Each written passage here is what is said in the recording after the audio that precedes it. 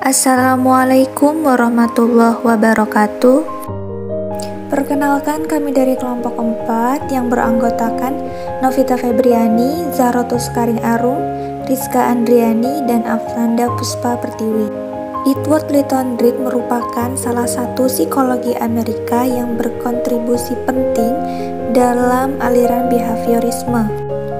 Thorndike menerapkan teorinya terhadap stimulus respon. Stimulus ialah suatu transisi yang berasal dari lingkungan eksternal lalu kemudian menjadi indikasi untuk menumbuhkan organisme. Sedangkan respon merupakan gejala tingkah laku yang ditampilkan sebab adanya stimulus. Hukum-hukum teori belajar Thorndike dibedakan menjadi dua, yaitu hukum primer dan hukum sekunder. Adapun hukum primer yaitu law of readiness. Apabila individu siap dalam melakukan sesuatu, maka semakin kuat pula ia akan terjadinya asosiasi.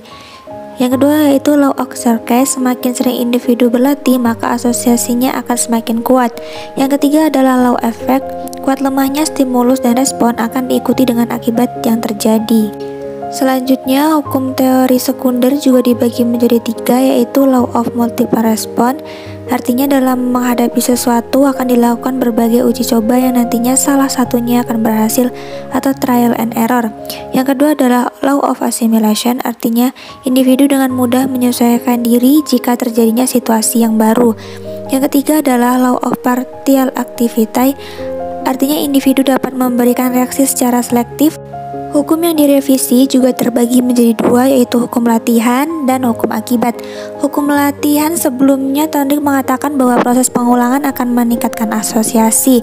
Namun ada kenyataannya pengulangan tidak cukup untuk memperkuat hubungan stimulus dan respon. Hukum akibat sebelumnya Thorndike mengatakan bahwa tidak ada respon yang menyenangkan, tetapi setelah direvisi ternyata akibat positif yang terjadi dalam perubahan tingkah laku adalah hadiah, sedangkan hukuman tidak berarti apa-apa. Dalam eksperimennya, Thorndike menempatkan seekor kucing yang kelaparan dalam sebuah kotak yang terkunci. Makanan diletakkan di luar kotak sebagai imbalan jika berhasil keluar. Awalnya kucing ini melakukan beberapa perilaku acak seperti mengeong, mengendus, hingga menyakar untuk sampai pada makanan. Lalu kucing itu menarik pengungkit atau rantai dan kadang melakukan beberapa tindakan beruntun untuk melepas grendel dan membuka.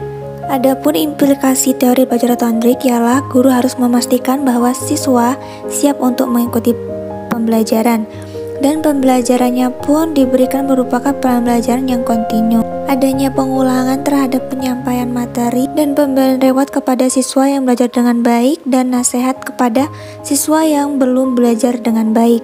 Sekian dan terima kasih. Wassalamualaikum warahmatullahi wabarakatuh.